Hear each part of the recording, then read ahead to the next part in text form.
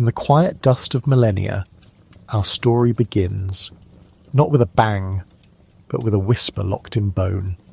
Long before there were words for it, long before physicians and laboratories, the disease was already at work, a silent, patient artisan carving its signature into the very framework of life. Imagine a desolate landscape in Wyoming some 53 million years ago. Here, paleontologists unearth the fossilized vertebra of an early primate, a tiny creature called Plesiadapis. And within that ancient bone, a telltale lesion, a small petrified sphere of abnormal growth, a tumour. Even in the dawn of mammals, the emperor was already staking its claim. But it is in our own lineage that the evidence becomes more personal, more poignant. Journey with me to a cave in South Africa, where in 2013 as scientists examined the fossilised footbone of a human relative who lived 1.7 million years ago. The bone showed the unmistakable aggressive latticework of an osteosarcoma, a cancer of the bone. This ancestor of ours, walking the savannas, likely felt the gnawing pain, the swelling, the limp that marked them, that set them apart. They had no name for their affliction, no concept of rebellious cells or genetic misprints. It was simply a pain, a curse, a darkness growing within. This was not a disease of civilization, of industry, of modern sin. It is, a fundamental vulnerability woven into the fabric of complex, multicellular life. The price of evolution, perhaps. The whispers grow louder as we drift down the river of time to the banks of the Nile, to the age of pharaohs and pyramids. The ancient Egyptians, meticulous record keepers and masters of preservation, left us more than just golden masks and hieroglyphs. They left us their bodies. In the late 19th and early 20th centuries, archaeologists like Sir Mark Armand Ruffer, a pioneer in the field of paleopathology, began to unwrap these mummified remains not just as historical artefacts, but as medical archives. Using early X-rays and careful dissection, they peered into bodies that had been silent for 3,000 years. And there it was, again and again, a Ptolemaic mummy with a tumour in the pelvis, the skull of a woman from the Old Kingdom, riddled with the distinct, punched-out holes characteristic of metastatic cancer that had spread from a primary site, perhaps her breast. A Scythian warrior king, excavated from a frozen kurgan in Siberia, his body preserved by the permafrost, revealed a prostate tumour that had likely caused him immense suffering before his elaborate burial. These silent witnesses tell a crucial part of the story.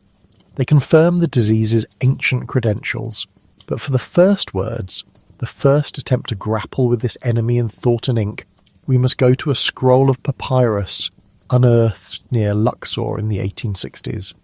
It is known as the Edwin Smith Papyrus, and it is a marvel. Dating to around 1600 BCE, but believed to be a copy of a text 1,000 years older, it is not a document of magic or divine supplication. It is a clinical, rational, surgical textbook. Its author, a physician of breathtakingly modern sensibilities, details 48 medical cases organised by body part from the head down. Most cases offer a diagnosis, a prognosis, and a treatment. For a fractured arm, bind it with splints.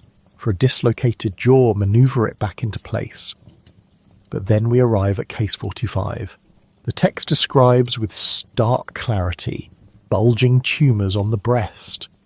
The physician notes they are cool to the touch, hard and spreading under the skin. He offers his examination, his diagnosis, and then, for a prognosis, he delivers one of the most chilling and honest lines in the history of medicine. He instructs his fellow physicians regarding this ailment. There is no treatment. An ailment not to be treated. An admission of utter helplessness. 3,500 years ago, this unknown Egyptian doctor looked upon the face of cancer and recognized it for what it was, an unconquerable force. He did not recommend poultices, incantations, or prayers. He recommended nothing, a quiet, profound, and terrible wisdom. For centuries this was the reality. The disease was a shadowy presence, an unnamed dread. It took the mind of a Greek physician, a man of profound influence from the island of Kos, to finally give the enemy a name. Hippocrates, living in the 4th and 5th centuries BCE, was a revolutionary. He insisted that disease was not a punishment from the gods, but a natural process, an imbalance within the body. Observing the hard, invasive nature of tumours and the way the swollen veins radiated from the central mass, he was struck by a powerful visual metaphor. It looked, he thought, like a crab digging its claws into the sand, and so he called it karkinos, the Greek word for crab. Later, the Roman encyclopedist Celsus would translate this into Latin, and the name we use to this day was born cancer. A simple name born from a simple observation, a name that perfectly captured the disease's tenacious, creeping, unyielding grip. A name that would echo through the next 2.5 millennia of confusion, despair, and, eventually, of desperate, defiant battle. With a name, the enemy became a concept, something that could be theorized about, something that could, in theory, be understood. But the map that was drawn for this new territory was tragically, fantastically wrong. The shadow of Hippocrates was long, but the shadow of the man who followed him was an eclipse. His name was Galen of Pergamon, a Greek physician who practiced in the Roman Empire during the 2nd century AD. Galen was brilliant, arrogant, a tireless self-promoter, and an astonishingly prolific writer. His anatomical knowledge was based almost entirely on the dissection of apes and pigs, as human dissection was forbidden. But his theories were so comprehensive, so internally consistent, that they became medical gospel. For the next 1500 years, to question Galen was not just to be wrong, it was to be a fool. Galen took Hippocrates' theory of the 4 humours and codified it into an unshakable dogma. The body, he argued, was a delicate balance of 4 essential fluids: blood, which was hot and moist, phlegm, cold and moist, yellow bile, hot and dry, and the 4th, the most mysterious and melancholic of them all, black bile, or melanchol. It was cold and dry, associated with the earth, with autumn, and with the spleen. Health was the perfect equilibrium of these 4 humours. Sickness was a state of imbalance, and cancer, Galen declared with absolute certainty, was caused by an excess of black bile. This theory was, on its surface, quite elegant. It explained why cancer often appeared as a dark, hard mass. When Galen had the rare chance to examine a tumour, he saw a black, clotted, morbid-looking substance. What else could it be but congealed black bile? It explained the melancholic disposition he observed in many of his cancer patients. Their sadness and depression were not a result of their devastating illness, but a symptom of the very humoral imbalance that caused it. The melancholy personality attracted the melancholic humour. It all fit together in a perfect closed loop of logic, a perfect, unassailable prison of thought. And so began the long, dark reign of black bile. For a millennium and a half, the war on cancer was not a war against a cellular insurgency, but a misguided campaign against a phantom fluid. The entire strategy was based on a flawed premise. To cure the disease, one must purge the body of the offending humour. The treatments that flowed from this logic were as ineffective as they were grueling. Physicians prescribed powerful laxatives and emetics, hoping to force the black bile out through the bowels or the stomach. They performed bloodletting, opening a vein to drain the corrupted humours along with the healthy blood, weakening already frail patients. They prescribed bizarre diets, forbidding foods thought to produce black bile, like cabbage, beef and certain beans, while promoting others believed to counteract it. Imagine a patient in medieval Paris or Renaissance Florence, wasting away from an unseen tumour. They are brought to a physician, a man educated in the finest universities, a man who has memorized every word of Galen. The physician gravely nods, diagnoses an excess of atrabilious humour, and begins the assault. The patient is bled, purged, and starved. Their body, already under siege from the cancer, is now subjected to a second iatrogenic attack. a friendly fire of medicine. The tumour, of course, continues its inexorable growth, utterly indifferent to the humoral chaos being inflicted elsewhere. As the patient weakens, the physician might redouble his efforts, convinced the black bile is simply more stubborn than he anticipated.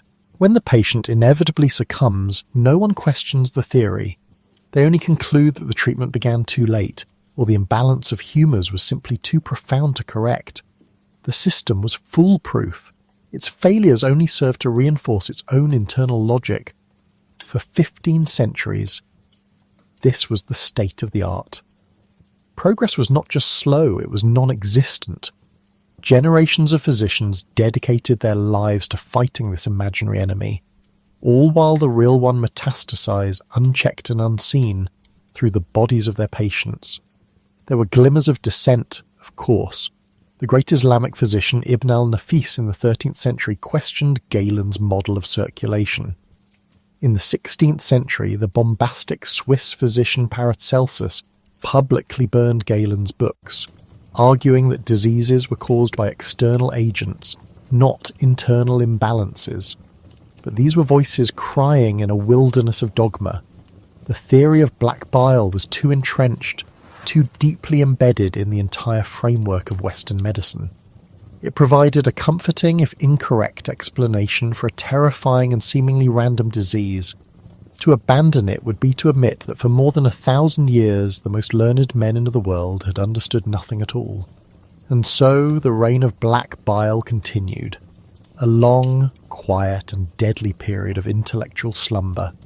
The crab tightened its grip and medicine's only response was to fight a ghost. Then a crack appeared in the prison wall. It did not come from a new theory of disease but from a new way of seeing.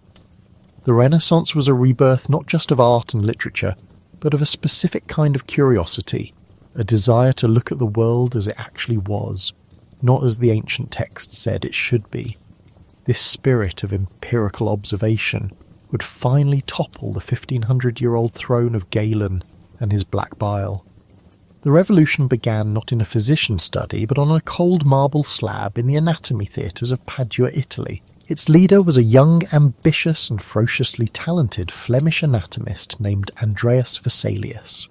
Born in 1514, Vesalius was a prodigy who became a professor at the University of Padua at the tender age of 23. At the time, the standard anatomy lecture was a bizarre piece of theatre. The professor would sit on a high chair, reading aloud from the infallible texts of Galen, while a lowly barber surgeon clumsily dissected a human cadaver on the table below, pointing out the structures as they were named. Vesalius found this absurd. He cast aside the book, descended from his chair, took the knife into his own hands, and began to look for himself. What he found shocked him. The human body did not match Galen's descriptions. The human jawbone was a single piece, not two like in a monkey. The human liver did not have 5 lobes like in a dog. The human sternum had 3 segments, not 7. Again and again he discovered that Galen, who had based his work on animals, was simply wrong about the specifics of human anatomy. In 1543, at the age of just 28, Vesalius published his masterpiece, De Humani Corporis Fabrica, on the fabric of the human body. It was a monumental work, filled with exquisite detailed illustrations that showed the human body with unprecedented accuracy. It was an act of intellectual rebellion. Vesalius did not propose a new theory of cancer. That was not his project. His contribution was far more fundamental. He shattered the sanctity of ancient authority and replaced it with a new one, the authority of direct, verifiable observation. He taught the world a new creed. Do not trust the book, trust your eyes. He had provided a correct map of the human body, the essential first step before anyone could hope to understand how it went wrong. The map was essential, but it was still just a map of the healthy. The next crucial step was to map the geography of disease itself. This task fell to an Italian physician named Giovanni Battista Morgagni, a methodical, patient and deeply curious man who spent a lifetime at the same University of Padua where Vesalius had once taught. For over 50 years, Morgagni meticulously documented the lives and illnesses of his patients. He was their physician, he knew their symptoms, their complaints, their pains. But his work did not end when his patients' lives did. With the permission of their families, he would then perform an autopsy. He became, in a sense, the ultimate diagnostician, correlating the symptoms felt in life with the physical damage he found in death. In 1761, at the age of 79, Morgagni published the culmination of his life's work, a massive 5-volume book titled De sedibus et causis morborum per anatomen indagatis, on the seats and causes of diseases as investigated by anatomy. It was a revolution in print. He described nearly 700 cases. A patient who suffered from chest pain and a racing heart was found, upon autopsy, to have a hardened, damaged aorta. A patient who had seizures and paralysis was found to have a tumour pressing on their brain. Over and over he demonstrated the same fundamental truth. Diseases were not abstract, free-floating imbalances of humours like black bile. They were concrete physical processes that had a seat, a specific location within a specific organ. This was a profound conceptual shift. Cancer was no longer a systemic excess of a melancholic fluid. It was a local phenomenon. It was a lump in the breast, a growth in the stomach, a lesion in the lung. Morgagni had dragged cancer out of the realm of abstract humoral theory and anchored it firmly in the physical reality of human anatomy. His work transformed the disease from a philosophical problem into a mechanical one. And if cancer was a localized mechanical problem, perhaps it had a localized mechanical solution. This new understanding electrified the world of surgery. The surgeon, once seen as a mere craftsman, a butcher compared to the intellectual physician, was suddenly thrust to the forefront of the war. If cancer was a localized growth, a hostile invader occupying a specific piece of territory, then why not simply cut it out? The most famous advocate for this new aggressive approach was the brilliant, irascible Scottish surgeon John Hunter, practicing in London in the late 18th century. Hunter theorized that cancer began as a local growth that could, if caught early enough, be completely excised. He argued that surgeons should no longer be timid, simply draining abscesses or lancing superficial tumours. They must be bold, radical. They must cut wide and deep, removing not just the tumour but a margin of healthy tissue around it, to ensure no part of the enemy was left behind to regroup and counterattack. This was the dawn of surgical oncology. It was a brutal, terrifying era. Operations were performed without anaesthesia, the patient held or strapped down, fully conscious as the surgeon's knife did its work. There was no understanding of germs, so post-operative infection was rampant and often fatal. The mortality rates were staggering. Yet for the first time in history, some patients were cured. A woman with a small contained breast tumour, who was brave enough to endure the agonizing ordeal of a radical mastectomy, might actually survive, her life purchased with a terrible currency of pain and disfigurement. The strategy was crude, a frontal assault with a devastatingly blunt instrument. But it was a strategy based on a tangible physical reality, not a mystical imbalance of humours. For the first time, humanity was not just enduring the Emperor's attacks. It was beginning, however, clumsily to fight back. But a deeper mystery remained. What was this thing that the surgeon's knife removed? What was a tumour actually made of? Vesalius had mapped the body. Morgagni had mapped the disease within the body. But the ultimate origin of the enemy, its fundamental nature, was still a complete enigma. The answer would not be found on the grand scale of organs and systems, but in a hidden world, a universe of astounding complexity existing just beyond the threshold of human sight. The key was a new instrument, the microscope. Throughout the 17th and 18th centuries, lens grinders and amateur scientists like Antonia van Leeuwenhoek had peered through their primitive microscopes, revealing a teeming world of animalcules in a drop of pond water. By the 19th century, these instruments had become powerful and sophisticated enough to explore the very tissues of the human body. In the 1830s, the German scientists Matthias Schleiden and Theodor Schwann proposed a radical new theory. All living things, plants and animals alike, were composed of tiny fundamental units called cells. The body was not a continuous fabric, but a commonwealth, a society of trillions of individual cells, each with its own life, its own function. This was the context in which the final great pathologist of this era emerged.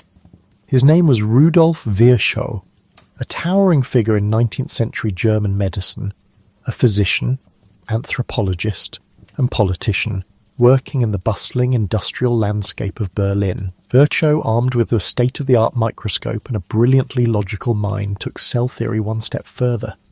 He declared in a Latin aphorism that would change biology forever, "Omnis cellula cellula." Every cell arises from a pre-existing cell. Cells did not spontaneously generate from some primordial ooze or formless lymph, as Hunter and others had believed. They reproduced by dividing. Life came only from life. Virchow then turned his microscope on cancerous tissue. Where others saw chaos, he saw a perversion of a normal process. He saw cells. They were distorted, misshapen, disorganized, but they were undeniably cells. And if omnis cellula cellula was true, then these cancerous cells must have arisen from the normal, healthy cells of the body. It was a stunning, terrifying, and profoundly intimate revelation. Cancer was not an invading foreign substance. It was not a deposit of black bile. It was not a parasite or an alien growth. It was us. It was a rebellion from within. It was a part of the body's own cellular society that had broken the rules, forgotten the ancient covenant of controlled growth and cooperation. These were our own cells, our own flesh, now turned against us, multiplying without limit, building a disorganized, anarchic, and malignant empire within the legitimate state of the body. Virchow described cancer as a state of cellular anarchy. With that single insight, he finally definitively dethroned black bile and identified the true enemy. He had peered through his lens and seen its face. The war on cancer could now truly begin, for at long last, after millennia of shadowboxing with phantoms, humanity finally knew who it was fighting. The 19th century operating theatre was a place of frantic, desperate carpentry. Before the great silencing, before the quiet dawn, it was a soundscape of animal terror. The patient, awake and held down, would scream as the surgeon sawed through bone, the sound echoing off the tiered seats of the amphitheatre where students watched, their faces a mixture of fascination and horror. A good surgeon was not a delicate one. A good surgeon was a fast one. Speed was the only mercy on offer, a race against shock and blood loss, a 30-second amputation being the mark of a master. And in this brutal calculus, cancer was the most formidable opponent. It was a growth, an alien presence to be excised. But cutting it out was often a death sentence delivered by the surgeon himself. The patient would survive the knife only to die days later from the invisible enemy, the hospital gangrene, the infection that crept into the wound and turned the body to rot. The war against the malady was unwinnable because the very field of battle was contaminated. Then, on a crisp autumn morning in 1846, at Massachusetts General Hospital in Boston, everything changed. A dentist named William T.D. Morton, a man of questionable character but undeniable genius, administered sulfuric ether to a patient. The surgeon, John Collins Warren, leaned in and removed a tumour from the man's neck, and the patient did not scream. He did not thrash. When the procedure was over, Warren turned to the stunned audience and uttered the famous, profoundly understated words, "Gentlemen, this is no humbug." Anesthesia was born. The first great shackle was broken. The surgeon was no longer a sprinter. He could now be a craftsman.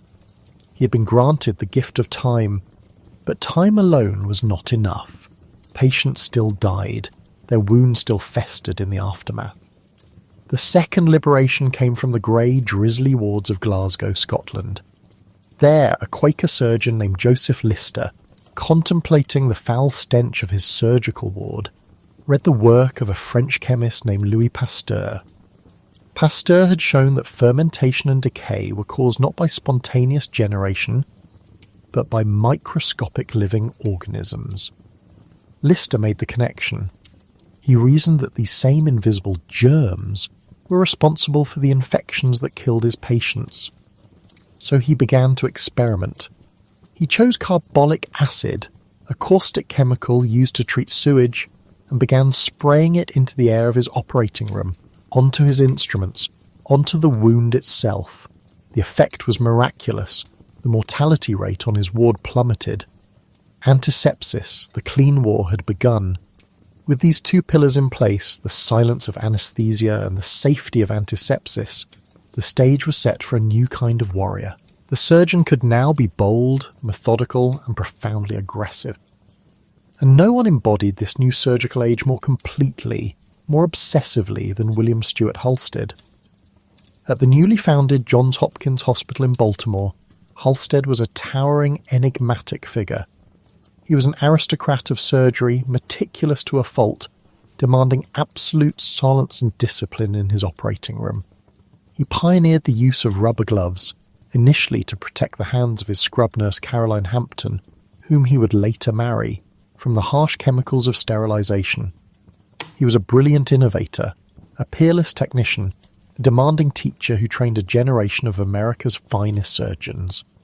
He was also, for most of his adult life, a functioning cocaine and morphine addict, a secret he guarded with the same fierce control he applied to his surgical practice.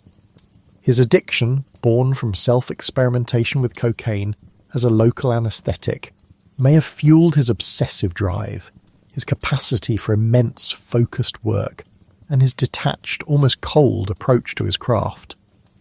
Halsted looked at breast cancer and saw a problem of engineering. The prevailing theory of the time was that cancer spread centrifugally, like a stain spreading through cloth, moving from the primary tumour outward along contiguous pathways. It crept from the breast tissue into the underlying chest muscles, and from there it marched up the chain of lymph nodes that ran into the armpit. To Halsted, the solution was therefore logical, if terrifyingly absolute. You could not simply remove the lump. That was like trimming the top of a weed while leaving the root. You had to remove the entire system, the entire potential path of the disease, in one single, unbroken piece. He called it an en-bloc resection. History would call it the radical mastectomy. The procedure was a masterpiece of anatomical violence. Halsted's operation removed everything. The entire breast gone. The major and minor pectoral muscles of the chest wall stripped away down to the rib cage, and the entire chain of axillary lymph nodes and fatty tissue dissected out from the armpit, a delicate and bloody process.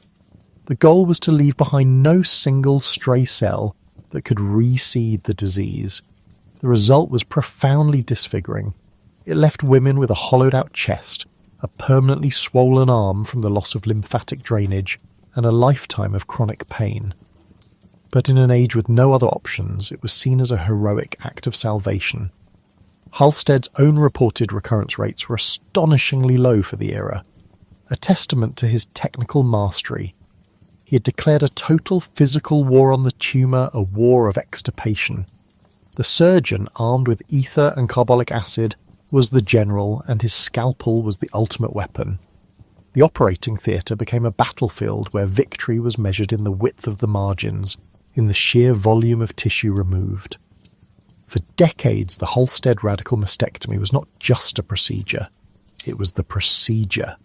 It was the gold standard, a symbol of surgical audacity, a testament to the belief that with enough courage and a sharp enough knife, this relentless disease could be physically carved out of the human body, leaving the patient scarred but alive. The age of radical surgery was an age of heroic mutilation, a time when the only hope was to cut, and to cut deep. But the scalpel, for all its newfound power, had its limits. The war was often lost, even after the most extensive, most meticulous Halsted procedure. The cancer would sometimes return. It would appear not at the edge of the scar, but in the lungs, the liver, the bones. It was a ghost, reappearing in a distant room of the house that had supposedly been cleared. This was a profound and troubling revelation. It suggested that Halsted's centrifugal theory, The very foundation of his radical war was incomplete. Cancer was not always a localized stain spreading through cloth. Sometimes it was more like a dandelion seed caught on the wind of the bloodstream or the lymphatic current, capable of floating far away and taking root in distant soil. The surgeons had been fighting a land war against an enemy that could fly. The knife could not reach these microscopic fugitives. It could not excise a disease that had become systemic. The war against cancer needed a new kind of weapon, something that could fight on a different plane, a force that could reach where the blade could not. And as the 19th century bled into the 20th, that new weapon would emerge not from an operating theatre, but from the quiet glow of a physicist's laboratory. It began, as such things often do, by accident. In the late autumn of 1895 in Würzburg, Germany, a reclusive physicist named Wilhelm Conrad Röntgen was experimenting in his darkened lab with a Crookes tube, a piece of glass apparatus through which an electrical current was passed. He had covered the tube in black cardboard to block the visible light, but he noticed a faint ghostly green shimmer coming from a nearby bench. A screen coated in barium platinum cyanide was glowing inexplicably. Something was emanating from the tube, passing through the black cardboard, through the air and striking the screen. Something invisible. He held his hand between the tube and the screen and saw the faint, shocking silhouette of his own bones. He called them X-rays, the X for unknown.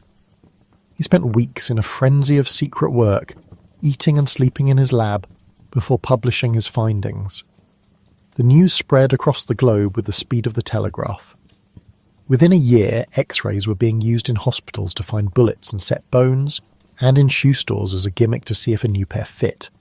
They were a sensation, a magical eye that could pierce the veil of flesh. And almost immediately people noticed something else. Those who worked with the crude, unshielded X-ray tubes developed strange burns on their hands. Their skin grew red, blistered and peeled. Their hair fell out. In Chicago, a young medical student named Emil Grubb, who was manufacturing X-ray tubes, suffered such a severe burn that he wondered if this destructive power could be turned to good. If these rays could burn healthy skin, could they not also be used to burn away a cancer? In early 1896, he was approached by a surgeon who had a patient with an inoperable recurrent breast cancer. Gruber agreed to try. For nearly an hour, he exposed the woman's tumour to the invisible rays. It was the first attempt at radiation therapy. While the world was captivated by Röntgen's rays, a quieter, even more mysterious discovery was unfolding in a damp, cold shed in Paris. There, a Polish scientist named Marie Curie, along with her French husband Pierre, was investigating the phenomenon of radiation, a term she herself coined. They were studying pitch blende, a type of uranium ore, and noticed that it was far more radioactive than could be explained by the uranium content alone. They concluded there must be another, more powerful element hiding within it. What followed was an act of legendary scientific labour. For 4 years in a leaky, drafty workshop they toiled, processing tons of raw pitchblende, boiling it down in huge cauldrons, stirring it with iron rods, slowly, painstakingly isolating the mysterious substances. First they discovered an element they named polonium, after Marie's native Poland.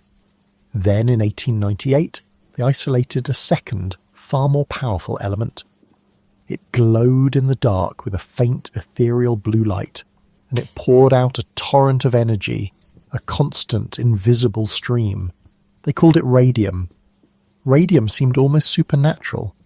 It was a tiny, self-contained engine, perpetual source of power that defied the known laws of physics. And its biological effects were even more potent than those of X-rays. Pierre Curie intentionally burned his own arm with a sample to study its effects. Doctors quickly realized that this powerful, portable source of radiation could be a potent weapon against cancer. They developed a technique called brachytherapy, or close therapy. Tiny glass or platinum needles filled with radium salts were inserted directly into tumours, delivering a concentrated dose of destructive energy right at the heart of the cancer. For cancers on the surface of the body, skin cancers, cervical cancers, it was revolutionary. It could shrink and sometimes even eradicate tumours without a single cut. This was a new kind of magic. The surgeon's war was a physical one, a battle of anatomy and steel. This was a war of physics, a battle of invisible particles and silent waves. It was the first great non-surgical victory. But this new power was a treacherous ally. In their haste and excitement, the early pioneers of radiation knew almost nothing of its long-term dangers. They handled radium with their bare hands. They carried it in their coat pockets. X-ray technicians would test their tubes by looking at the bones of their own hands under the beam, a daily dose of poison. They were mapping a new continent without knowing that the ground itself was toxic. Marie Curie's notebooks are still so radioactive today that they are stored in lead-lined boxes. She herself would eventually die of aplastic anemia, her bone marrow ravaged by a lifetime of exposure. Many of the early radiologists died of the very cancers they were trying to treat. They were the first martyrs of the atomic age, sacrificed to the strange, glowing element they had brought into the world. Yet their sacrifice had opened a second front in the war against cancer. Now there was surgery for the solid, accessible tumour, and radiation for the inoperable or localised one. Humanity had two weapons, but both were local. They were like cannons in a fortress, powerful against an enemy at the gate. They were useless if the enemy was already inside, spread throughout the kingdom. The great unsolved problem remained metastasis, the disease that had seeded itself throughout the body. To fight that, medicine needed a different kind of weapon entirely. It needed a systemic agent, a poison that could be sent through the bloodstream to hunt down and kill cancer cells wherever they hid, from the marrow of the bone to the soft tissue of the brain. The world needed a chemical that could kill, and the inspiration for that chemical would come from the most savage and industrialized killing fields humanity had ever devised. The first clue arrived on a foul-smelling greenish-yellow cloud that drifted over the trenches of Ypres, Belgium, in 1915. The poison gas of the First World War represented a horrifying new chapter in human conflict. Chlorine, phosgene, and most notoriously mustard gas were designed not just to kill, but to maim, to terrorize, to make the battlefield uninhabitable. Mustard gas, an oily liquid that smelled faintly of garlic or horseradish, was particularly insidious. It was a vesicant, a blistering agent. It burned the skin, blinded the eyes, and ravaged the lungs of any soldier unlucky enough to be caught in its path. But in the autopsies performed on the victims, pathologists noticed something else, a strange and specific internal injury. The soldier's bone marrow, the factory of the blood, was shrunken and depleted. Their lymph nodes had wasted away. The gas, it seemed, had a peculiar appetite for the rapidly dividing cells of the hematopoietic and lymphoid systems. It was a fascinating, morbid observation, logged in medical journals and then largely forgotten, as the world tried to put the horrors of the Great War behind it. The clue lay dormant for 2 decades, until the world once again prepared for war. In the late 1930s, with another global conflict looming, the United States government began to quietly prepare for the possibility of chemical warfare. They commissioned 2 pharmacologists at Yale University, Louis Goodman and Alfred Gilman, to study the family of chemical compounds known as mustard agents. Their official mission was to develop potential antidotes or treatments. To do that, they first needed to understand precisely how these poisons worked on a cellular level. They worked with a more stable, more potent variant called nitrogen mustard. In their experiments on animals, they confirmed the old observations from World War I with chilling precision. Nitrogen mustard was a cellular poison of incredible power, and it was uniquely destructive to cells that were in the process of rapid division. It annihilated white blood cells. And here, in the quiet of the Yale laboratory, Goodman and Gilman made an audacious intellectual leap. They were staring at a deadly weapon of war, a chemical designed for mass slaughter. But they saw something else. What is cancer, after all? but a disease of uncontrolled cell division? What is lymphoma but a cancer of the lymphoid system, a rebellion of white blood cells? What if, they reasoned, this chemical assassin could be tamed? What if this poison that selectively kills rapidly dividing white blood cells could be repurposed? What if it could be aimed not at a soldier in a trench, but at a tumour in a patient? It was a radical, almost unthinkable idea. To treat a disease by administering a systemic poison, to carefully, deliberately poison the patient in the hope of poisoning the cancer more. The opportunity to test their theory came in 1942. A patient, a 48-year-old silversmith known in the medical records only as JD, was dying of advanced lymphosarcoma at New Haven Hospital. His tumours were massive. They choked his airway, blocked his veins, and riddled his body. He was resistant to radiation, the only treatment available. He was out of options. Without the patient's consent, Goodman and Gilman, in collaboration with a surgeon named Gustav Lindskog, began the first trial of what they would call chemotherapy. The nitrogen mustard was so secret it was referred to only by its code name, Substance X.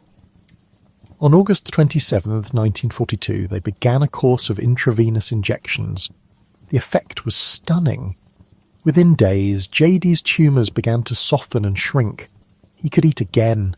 He could sleep lying down. The masses of cancerous tissue that had nearly killed him seemed to be melting away under the silent, systematic assault of the chemical. The remission was a miracle, but it was a fleeting one. The poison had wiped out the cancer cells, but it had also wiped out JD's healthy bone marrow. His blood cell counts plummeted. The treatment had to be stopped, and without the chemical pressure, the tenacious cancer grew back. JD died less than 100 days after his treatment began. But in his brief, miraculous remission, he had proven the principle. A chemical, a drug, could be sent through the veins to fight a systemic cancer. It was a proof of concept, but the work was so sensitive, so tied to the secret work of the war, that the results were classified and remained unpublished for years. The world would receive a second, far more public and terrible demonstration of nitrogen mustard's power a year later. On the evening of December 2nd, 1943, the port of Bari, an Allied-held city on the Adriatic coast of Italy, was packed with ships. It was a logistical hub, bustling and poorly defended. That night, over 100 German bombers swept in, achieving complete surprise. The attack was devastating, a little Pearl Harbor. More than 20 ships were sunk and hundreds of sailors were killed. One of the sunken vessels was an American Liberty ship, the SS John Harvey. It was carrying a top-secret cargo and 2,000 M47A1 bombs, each filled with 100 pounds of mustard gas, intended for retaliatory use if the Germans resorted to chemical warfare. The bombs exploded, and a toxic cloud of sulphur mustard gas mixed with oil from the burning ships drifted over the harbour and into the city. Hundreds of sailors were pulled from the oily, contaminated water. Their initial injuries seemed to be from blast and burns, but in the days that followed, a medical mystery unfolded. The rescued men began to die, but not from their visible wounds. They died with a profound, inexplicable absence of white blood cells. The Allied command, desperate to keep the presence of chemical weapons a secret from both the enemy and the public, was in a state of panic. They dispatched a chemical weapons expert, Lieutenant Colonel Stuart Alexander, to investigate. Alexander, who was familiar with the classified research from Yale, quickly recognized the telltale signs of mustard gas poisoning. His meticulous autopsies confirmed it.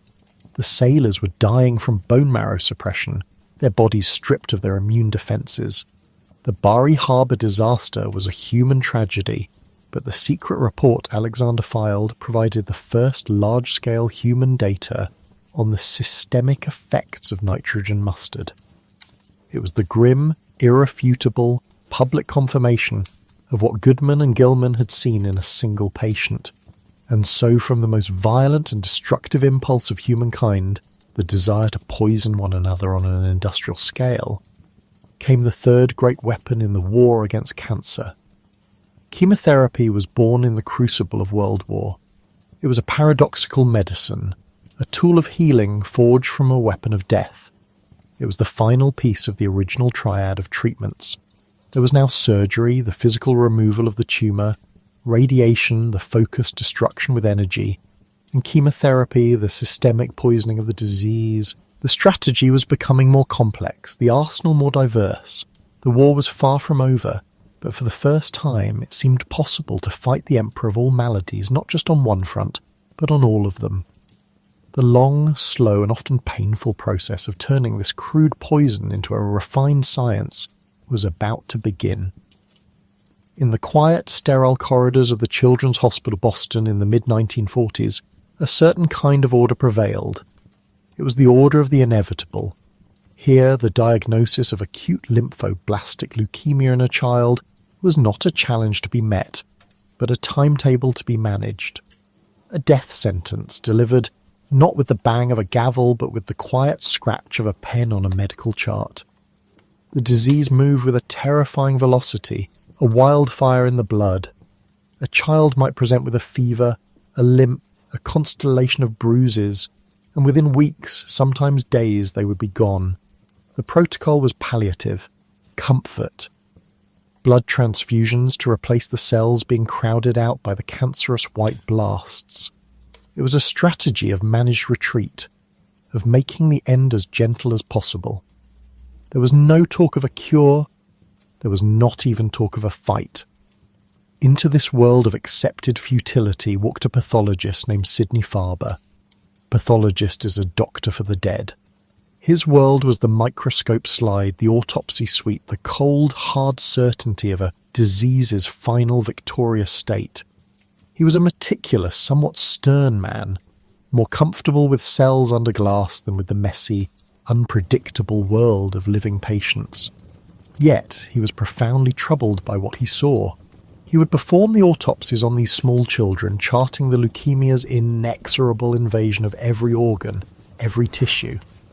And he began to find the grim acceptance of his clinical colleagues unacceptable.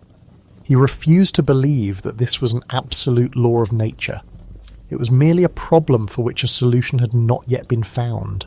He decided to cross the line from the world of the dead to the world of the dying, in the hope of leading them back toward the living.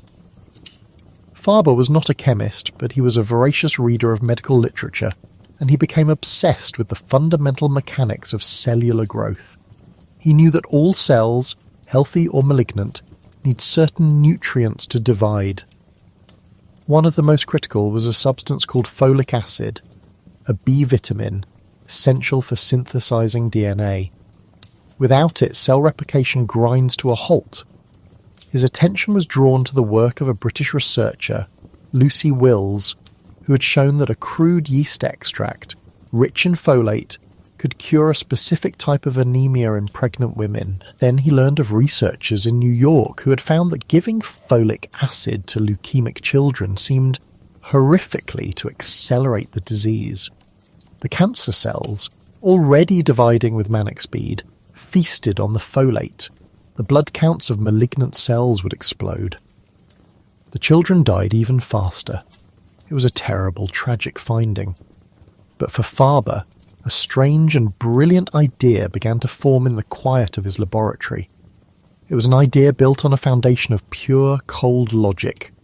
If a substance defeats the cancer, what would a substance that blocks it do? An antifolate, an imposter molecule, close enough in structure to folic acid to fool the cell's machinery, but different enough to jam the gears of DNA replication.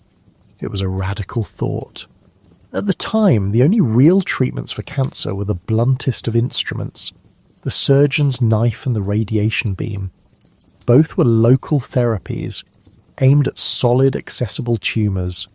Leukemia was different. It was a liquid cancer, a systemic disease flowing through the entire body. You could not cut it out. You could not irradiate the whole of a child. To fight a systemic disease, you needed a systemic weapon. A poison that could travel everywhere the blood travelled. Farber reached out to a chemist named Jelle Pragada Subborough working at Ledler Laboratories.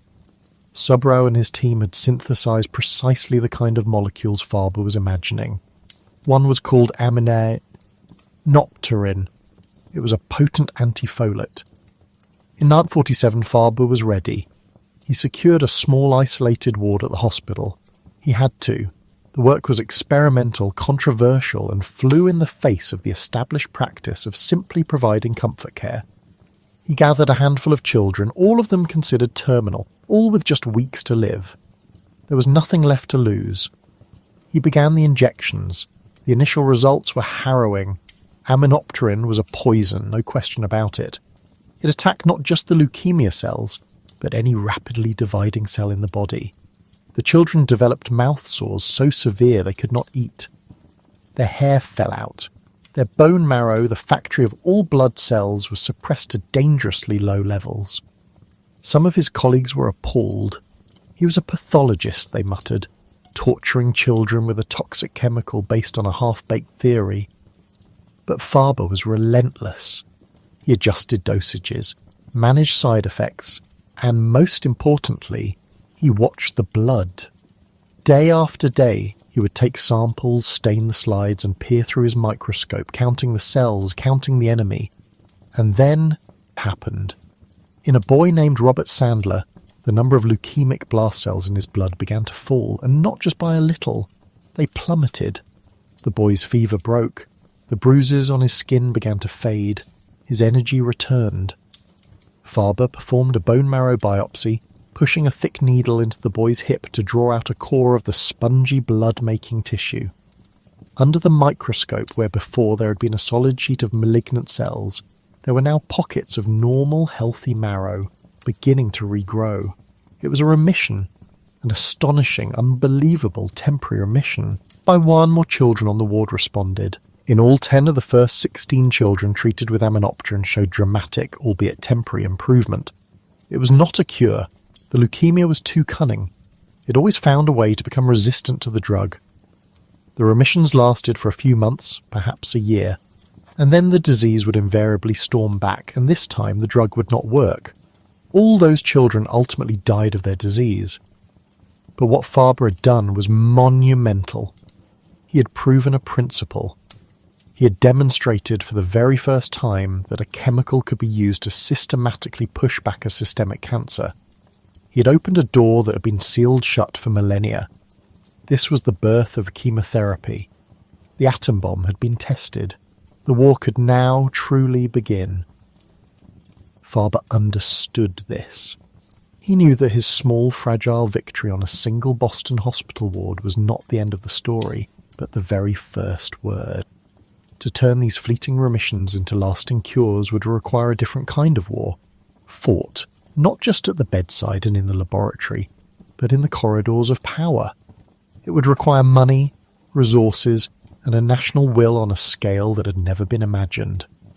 The quiet, meticulous pathologist who had once preferred the company of glass slides now began a second career. He became a crusader. He stored the letters from the parents of the children he had treated. Letters of gratitude even in the face of ultimate loss.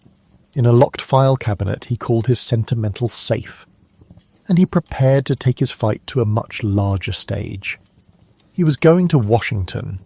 The America that Farber sought to mobilize was a nation brimming with a particular kind of post-war technological confidence. This was the country that had split the atom, built an interstate highway system, and was now seriously planning to send men to the moon. There was a pervasive belief that any problem, no matter how complex, could be solved with enough ingenuity, enough resources, enough sheer American will. Yet cancer remained a spectre, a disease spoken of in whispers, a private shame rather than a public enemy. It was the C word.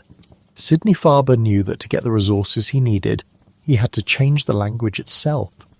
He had to transform cancer from a quiet, creeping horror into a clear and present danger that the nation could unite against. He was not alone. His most crucial ally in this new war was a woman of formidable energy and influence named Mary Lasker. Mary was a New York socialite and art collector, a dynamo in a designer suit. But her passion was fueled by her personal tragedy.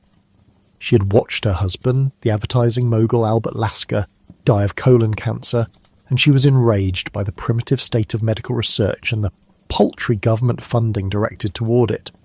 She believed in medical research with an almost religious fervour. Together, she and Farber formed one of the most effective lobbying partnerships in American history. He was the scientific authority, the grave and serious doctor who could speak with unimpeachable knowledge about the disease. She was the political operator, the master publicist who knew how to frame an issue, how to build a coalition, and how to make the phone calls that made things happen. Their strategy was a masterclass in changing public perception. They began a relentless campaign to drag cancer out of the shadows. They enlisted allies in the press, feeding stories to journalists about the promise of new research and the desperate need for funding. They produced pamphlets and advertisements. One famous ad, which ran in newspapers across the country, showed a dark, shadowy hand reaching out from the word cancer, with the headline, "Mr. Nixon, you can cure cancer." It was a direct, audacious challenge. They framed the fight not as a slow, incremental scientific process, but as a war. A war that America was not yet properly fighting, but a war that it could and must win. Their first great success was the creation of the Jimmy Fund. In 1948, Farber and the Variety Club of New England, a charitable organisation of entertainers, devised a radio show to raise money for his research. They found a young patient at the hospital, a boy named Einar Gustafsson, who was a passionate fan of the Boston Braves baseball team. To protect his identity, they gave him the pseudonym Jimmy.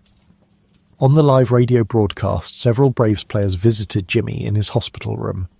The broadcast was a sensation. Donations poured in.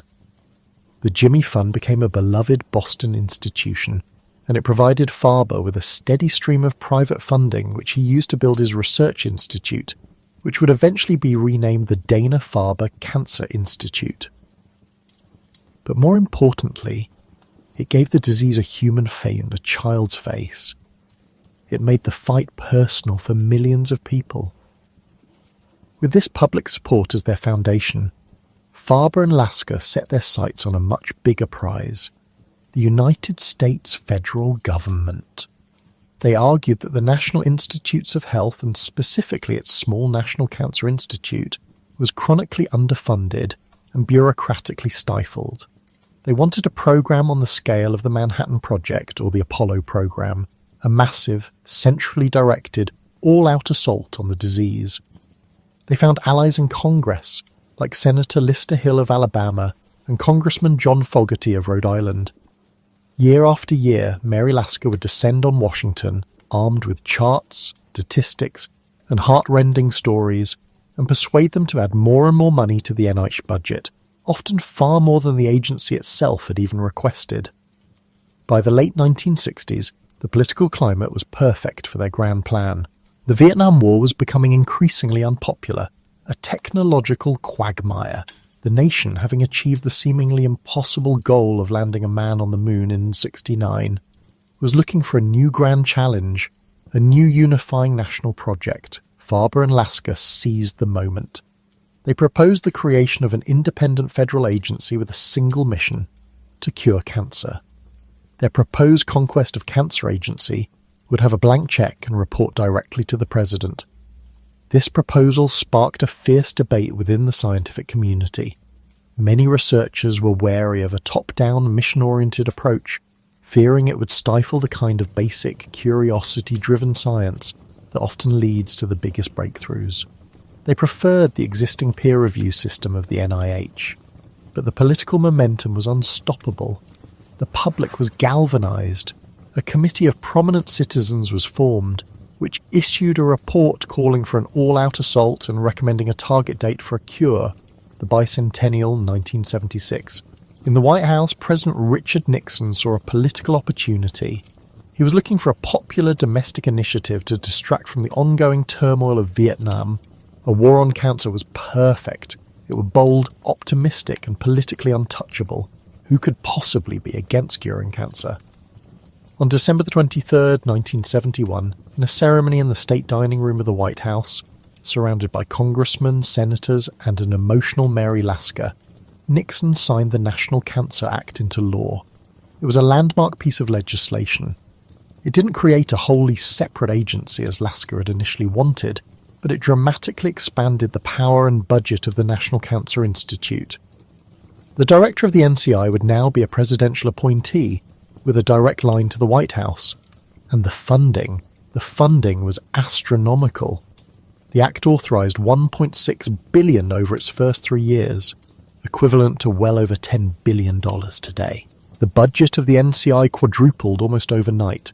Money flooded into cancer research centres across the country. New buildings were constructed. Thousands of new scientists were hired. Cancer research was transformed from a relatively small cottage industry into a massive national enterprise. A great wave of optimism swept the country. The war had officially been declared. The Commander-in-Chief had committed the nation's resources. The scientists were the soldiers, and the labs were the front lines. Victory felt not just possible, but inevitable. There was just one small complicating problem. The United States had, in effect, declared total war on an enemy whose fundamental nature it did not yet understand. It had mobilized a great army to fight a shadow, an unknown entity that lived not in some foreign land, but deep within the walls of its own cities, inside the very citizens it was trying to protect. While the newly funded war on cancer poured billions into developing and refining chemotherapy cocktails and radiation techniques, a quieter, more fundamental revolution was brewing in the world of basic science. The central nagging question remained unanswered. What precisely is cancer? What is the trigger that turns a normal, well-behaved cell into a malignant, endlessly dividing monster? For decades, a leading suspect had been viruses. This idea had its roots way back in 1911 with a researcher at the Rockefeller Institute named Peyton Rouse. Rouse had been studying a peculiar type of sarcoma in Plymouth Rock chickens.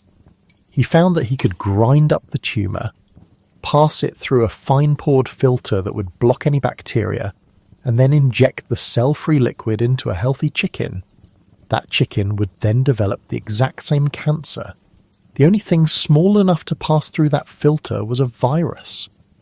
The discovery of the Rouse sarcoma virus was momentous, but for a long time it was considered a strange anomaly, a quirk of poultry biology. By the 1960s and 70s, however, with the discovery of more viruses that could cause cancer in animals, the viral theory of cancer gained enormous traction. It was an appealingly simple idea.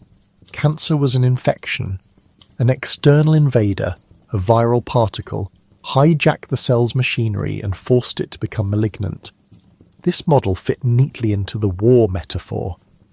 The enemy was a foreign agent. The mission was to find the viruses and develop vaccines or antiviral drugs to destroy them. The new funding from the National Cancer Act poured into virology labs across the country, all hunting for the human equivalent of the Rouse sarcoma virus. In a laboratory at the University of California, San Francisco, two young virologists, Harold Varmus and J. Michael Bishop, were deep in the weeds of this very problem. They were not clinicians, they were basic scientists driven by a deep curiosity about how these cancer-causing viruses, known as retroviruses, worked.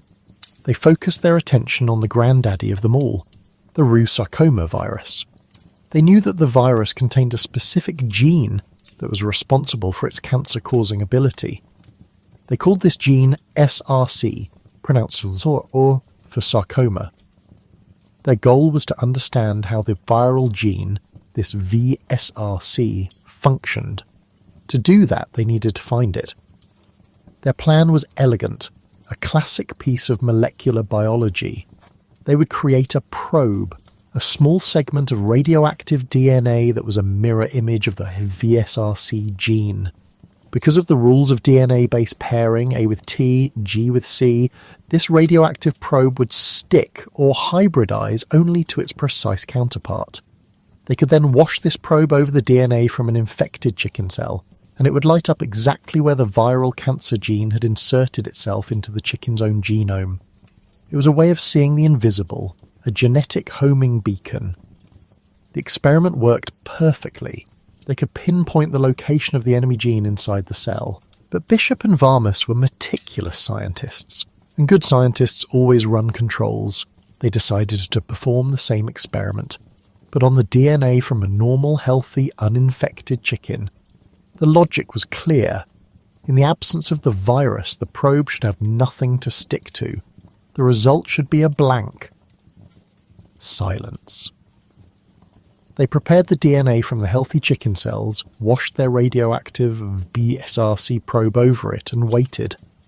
And then came the result that would change the history of biology. The probe stuck. It lit up, bright and clear. The gene they were looking for, the gene they thought was a unique and terrible weapon belonging to an invading virus, was already there. It was sitting quietly in the DNA of a perfectly normal chicken. Stunned, they repeated the experiment. Same result. They tested other animals.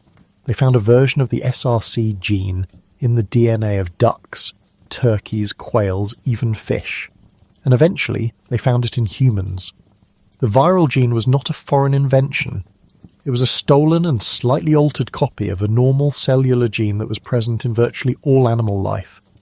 The implications were staggering, and they rippled through the scientific world. Cancer was not, in most cases, an alien invasion. It was a betrayal from within.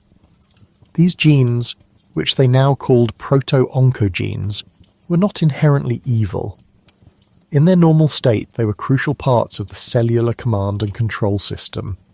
They were the genes that told cells when to grow, when to divide, when to differentiate, the accelerators of the cellular automobile. The SRC gene, for example, coded for a protein that helped regulate cell growth. It was a vital piece of machinery. The virus had simply kidnapped this gene, incorporated it into its own genetic code, and in the process, had damaged it. It had broken the accelerator, so it was always stuck in the on position. This single discovery fundamentally recast the entire understanding of cancer. The enemy was not an external force, the enemy was us. A cancer cell was not a foreign invader. It was a normal cell that had suffered a specific kind of internal genetic damage. The disease began with a typo, a mutation, in one of these essential proto-oncogenes, turning it into a cancer-causing oncogene. It was a disease of our own malfunctioning DNA. Soon, other researchers armed with this new paradigm began discovering a whole family of human oncogenes, genes with names like RAS, MyC, and ERBB. And they discovered the other side of the equation too. If oncogenes were the accelerators stuck in the on position, there must also be brakes. These were the tumour suppressor genes, whose normal job was to halt cell division, to check for DNA damage, and to tell a cell to commit suicide, a process called apoptosis, if it became dangerously flawed.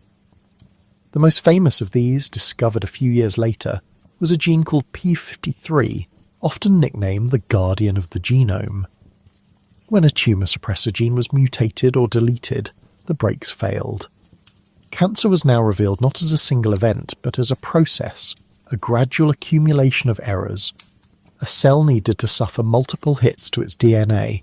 It needed a stuck accelerator and broken brakes, and often several other system failures as well, before it could break free from its normal constraints and become truly malignant.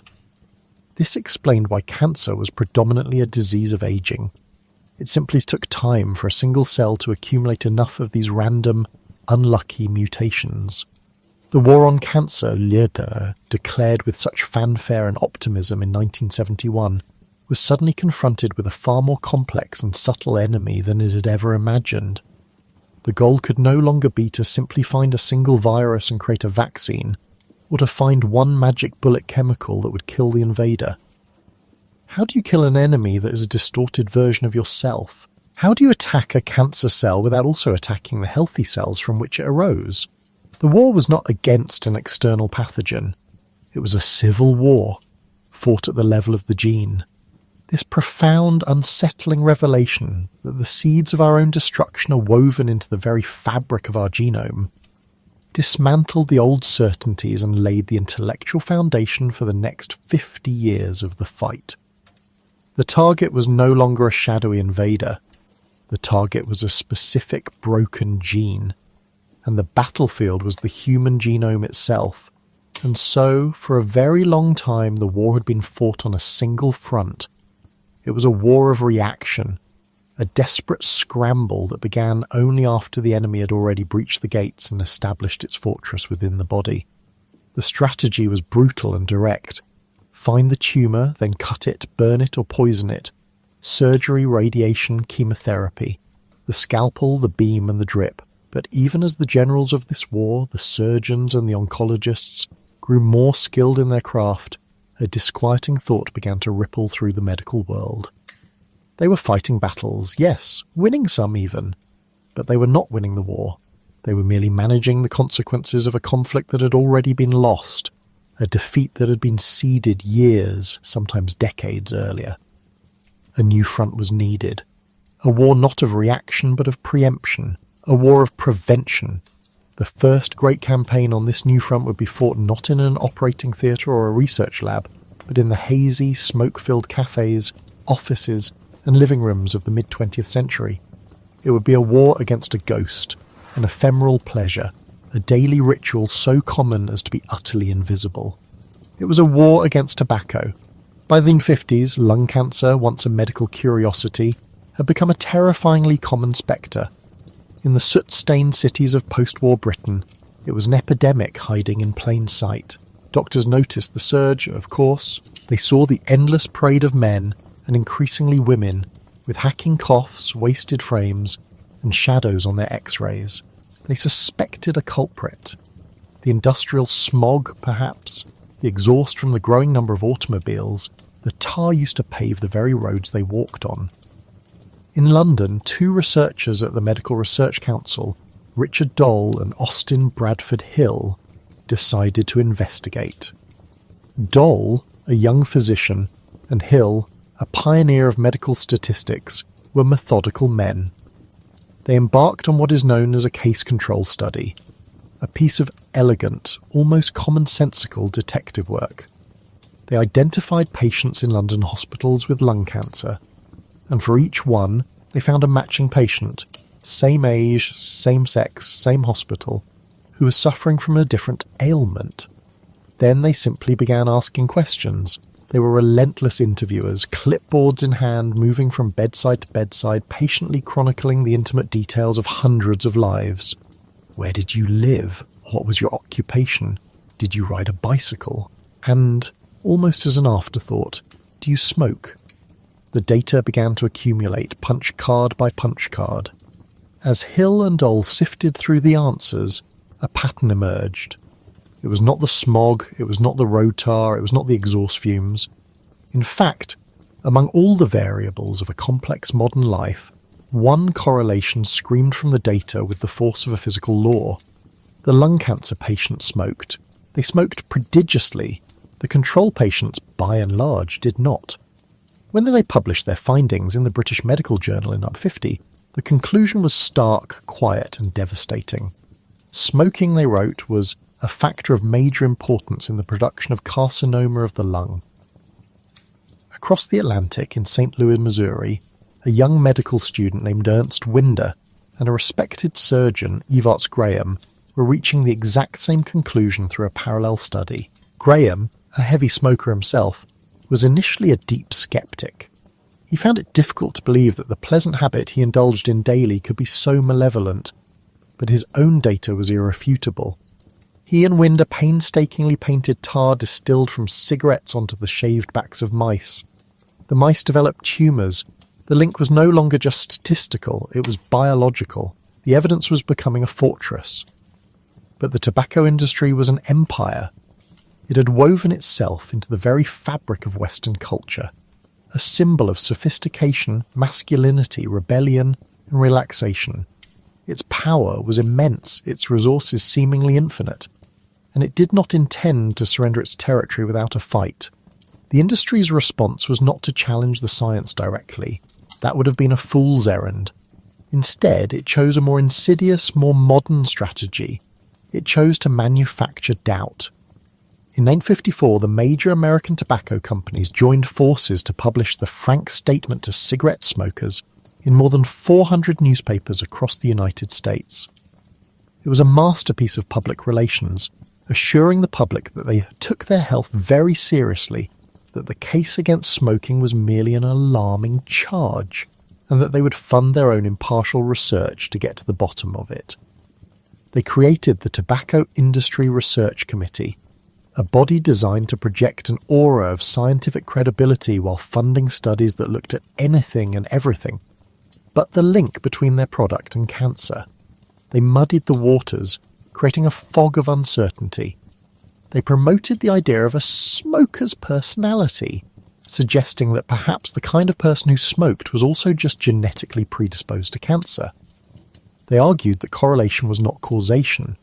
For every Doll & Hill, they could produce a scientist, handsomely paid, who would say the evidence was inconclusive. This was a new kind of warfare, a war of information and perception. The battlefield was the human mind. The tobacco industry's advertisements were brilliant. They featured rugged cowboys, elegant film stars, and most cynically doctors. Ads from the 1930s and 40s were filled with physicians in white coats, reassuring the public. More doctors smoke Camels than any other cigarette. The message was clear. If the experts who guard our health enjoy this product, how could it possibly be harmful? The industry adapted to the new scientific threat by introducing filtered cigarettes, promising a safer, a milder smoke. It was a clever feint, a technological solution to a problem they publicly denied even existed. It gave worried smokers a reason to keep smoking. Meanwhile, the evidence continued to mount, becoming an unbreachable wall. Doll & Hill, realising they needed even more powerful data, launched the British Doctors Study in 1951. It was a prospective study, meaning they would follow a group of people into the future rather than looking back at their pasts. They enrolled nearly 35,000 male British doctors and tracked their health and smoking habits for the next 50 years. It became one of the most important epidemiological studies in history. The results were chillingly clear. The longer and more heavily a doctor smoked, the more likely they were to die, not just from lung cancer, but from a whole host of other diseases. Evarts Graham, the St. Louis surgeon who had helped prove the link, quit his 2-pack-a-day habit. It was too late. In 1957, he was diagnosed with aggressive, inoperable lung cancer and died within months, a final tragic data point in his own research. Slowly, glacially, the tide of public opinion began to turn. The relentless accumulation of data could not be ignored forever. In the United States, a tipping point came in 1964 with the publication of Smoking and Health, report of the Advisory Committee to the Surgeon General. The Surgeon General Luther Terry released the report on a Saturday morning to minimise its impact on the stock market, a telling detail about the economic power he was confronting. The report was a dry, academic, 387-page document, but its conclusion was an earthquake. It stated, with the full authority of the US government, that cigarette smoking was a cause of lung cancer. The war of doubt had been dealt a mortal blow. What followed was not a sudden victory, but a long, slow, grinding siege. The first faint warning labels appeared on cigarette packs in 1966. Cigarette advertising was banned from television and radio in 1971. Public smoking bans began to appear city by city, state by state, transforming the act of smoking from a ubiquitous social ritual into a furtive habit, practiced in designated zones and windy alleyways. The war of prevention had won its first major campaign. It had demonstrated that the enemy did not always have to be fought with a scalpel inside the body. Sometimes it could be fought with data, with policy, with education, and with the slow, arduous, but ultimately world-changing power of telling the truth over and over again until it could no longer be denied. The greatest victory was the cancer that never happened. But even as this public health war was being waged in the halls of government and on the pages of newspapers, the private wars of individual patients continued, often in devastating silence and isolation. For most of history, the cancer patient was a passive figure in their own story. The diagnosis was delivered by an omniscient physician, often in hushed, paternalistic tones. Treatment plans were dictated, not discussed. The patient's role was to be compliant, to be stoic, to endure. The disease itself was shrouded in shame, spoken of in euphemisms. The big C, a growth, a long illness. It was considered a private tragedy, a skeleton in the family closet. Obituaries would list the cause of death as anything but cancer. This silence was a prison, isolating patients from each other and robbing them of their agency. But in the latter half of the 20th century, the prisoners began to break down the walls. A revolution was coming, and it would be led by the patients themselves. The groundwork was laid, paradoxically, by powerful figures from outside the patient community. In the post-war years, a formidable New York socialite and philanthropist named Mary Lasker, along with her allies, declared her own war on cancer. She was a masterful political operator, a lobbyist who used her wealth and connections to bend Washington to her will. She believed that cancer could be cured with the same kind of focused, government-funded effort that had built the atomic bomb. Her tireless campaigning culminated in President Richard Nixon signing the National Cancer Act of 1971, a landmark piece of legislation that dramatically increased funding for the National Cancer Institute and established a national network of cancer research centres. Lasker's war was a top-down affair fought by scientists and politicians. It was not yet a patient-led movement, but it infused the field with a new sense of urgency and resources, creating the very institutions that a new generation of activists would soon target. The true catalyst for the patient advocacy movement came from an entirely different disease. In the 1980s, the world was confronted with the horror of the AIDS epidemic. A generation of young, predominantly gay men was being wiped out by a mysterious and terrifying virus. The initial response from the government and the medical establishment was tragically slow and coloured by prejudice. In response, a fierce, brilliant and desperate activism was born. Groups like ACT UP, the AIDS Coalition to Unleash Power, refused to be silent victims. They took to the streets. They staged die-ins on Wall Street. They unfurled a giant condom over a senator's house. They infiltrated the headquarters of the Food and Drug Administration, the FDA, shutting it down for a day. They were loud, disruptive, and incredibly effective. They educated themselves on the science of virology and pharmacology, learning the arcane language of clinical trials. They demanded a seat at the table with researchers and regulators, arguing that the people whose lives were on the line had a right to be part of the process. They successfully pressured the FDA to create faster approval pathways for life-saving drugs. The cancer community was watching. They saw the power of organised, informed and relentless activism. They saw that the old rules of deference and silence could be broken. The first and perhaps most powerful wave of this new cancer activism rose from the breast cancer community. For decades, breast cancer had been a particularly silent disease, entangled in cultural taboos about women's bodies. The standard treatment was the Halsted radical mastectomy, a brutal and disfiguring operation that removed the entire breast, the underlying chest muscles and the lymph nodes, all based on a surgical dogma that had gone largely unchallenged for nearly a century. Women often went into surgery not knowing if they would wake up with their breast or not, having signed a consent form that gave the surgeon carte blanche. It was the height of medical paternalism. By the 1980s and 90s, women were beginning to question this. They formed support groups, initially just to share experiences and comfort one another. But these groups soon morphed into powerful political forces. Organisations like the National Breast Cancer Coalition, founded in 1991, adopted the tactics of their counterparts in the AIDS movement.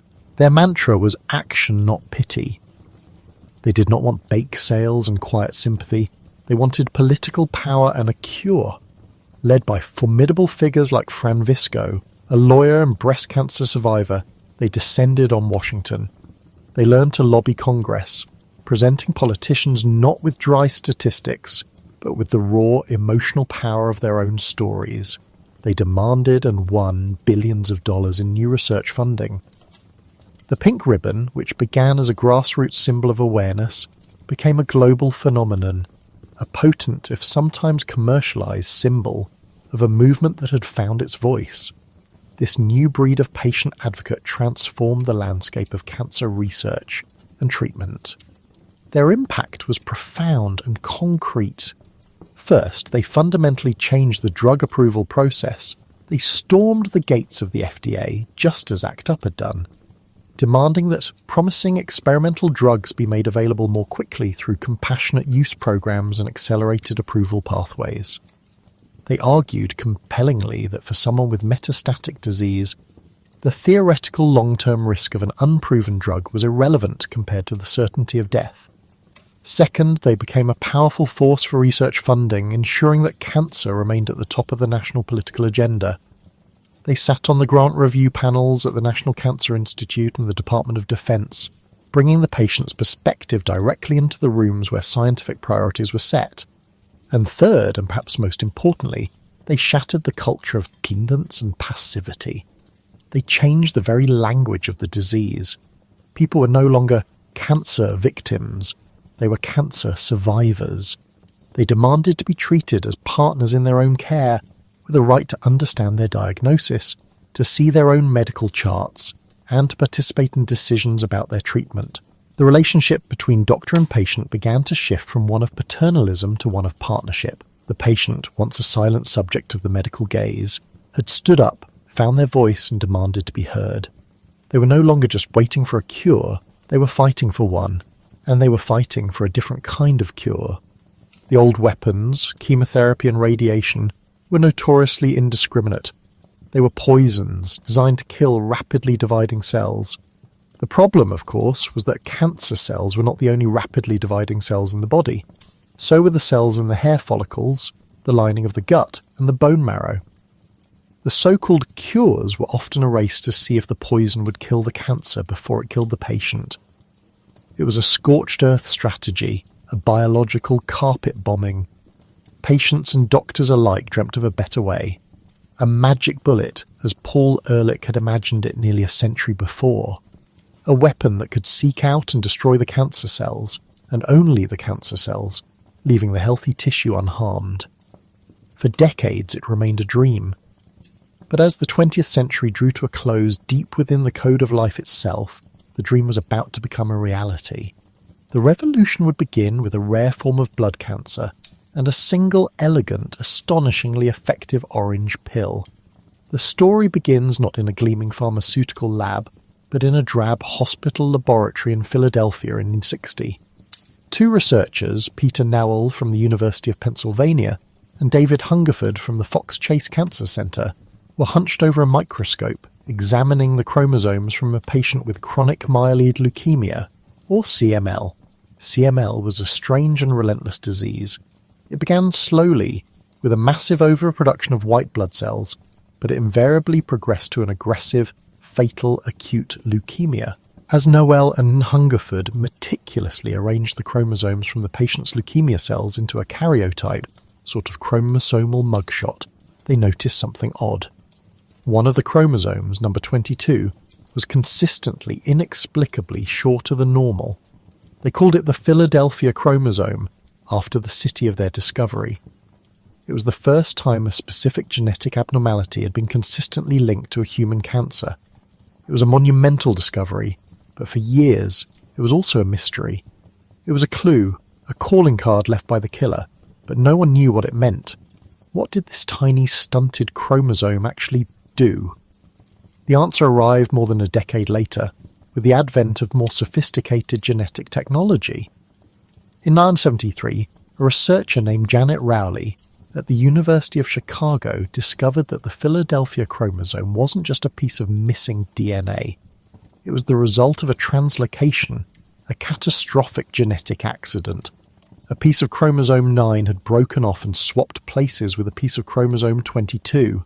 The result of this swap was the creation of a completely new, mutant gene, a monstrous hybrid of a gene from chromosome 9 called ABL and a gene from chromosome 22 called BCR. This new fusion gene, BCR-ABL, was the smoking gun. It produced a rogue protein, a type of enzyme known as a tyrosine kinase. In a healthy cell, tyrosine kinases act like switches, telling the cell when to grow and divide. They are tightly regulated, turning on and off as needed. But the BCR-ABL kinase was broken. It was stuck in the on position, perpetually screaming at the cell to divide, divide, divide. It was the single identifiable engine driving the cancer. The enemy, for the first time, had a name and a function. It was BCR-ABL. This knowledge transformed the problem. CML was no longer a mysterious blood disease. It was a disease caused by a single hyperactive enzyme. In theory, if you could design a drug that could block that specific enzyme, fit into it like a key into a lock and jam the mechanism, you could turn off the engine of the cancer. You could stop CML in its tracks. This was the obsession of a young oncologist and researcher named Brian Druker. In the early 90s, Druker was at the Dana-Farber Cancer Institute, and he was deeply frustrated with the brutal inadequacy of the treatments for CML. The best option was a bone marrow transplant, a high-risk procedure available only to a fraction of patients. The alternative was chemotherapy, which offered little hope. Druker believed there had to be a better way. He staked his career on the idea of targeted therapy, on finding a drug that would inhibit BCR-ABL. His search led him to a pharmaceutical company called Ciba Geigy, which would later merge to become Novartis. There, a chemist named Nicholas Leiden was leading a team that was creating and screening compounds designed to inhibit protein kinases. It was a difficult project. Most people thought it would be impossible to find a compound specific enough to block one kinase without shutting down all the other essential kinases in the body, which would be lethally toxic. But Leiden's team had synthesized a series of compounds, and one of them, known only by its lab designation STI-571, looked remarkably promising in the test tube. It seemed to be a potent and specific inhibitor of the ABL kinase. Druker learned of this compound and immediately recognized its potential. He began a collaboration with Leiden, testing STI-571 on CML cells in his lab. The results were astounding. The drug didn't just slow the cancer cells' growth, it killed them, and it left healthy cells completely untouched. It was the magic bullet. But getting a promising compound from a laboratory petri dish into a human patient is a journey across a vast and treacherous gulf. The pharmaceutical company, Ciba Geigy, was hesitant. CML was a relatively uncommon disease. Was it worth the hundreds of millions of dollars it would cost to develop a drug for such a small market? Many within the company wanted to shelve the project. The medical establishment was also skeptical. The idea of a single non-toxic pill that could stop a deadly leukemia sounded like fantasy. The entire field of oncology was built on the foundation of cytotoxic chemotherapy. This new idea was a radical departure. Druker, now at Oregon Health and Science University, became the drug's relentless champion. He pushed, he cajoled, he lobbied Novartis until they finally reluctantly agreed to fund a small phase 1 clinical trial.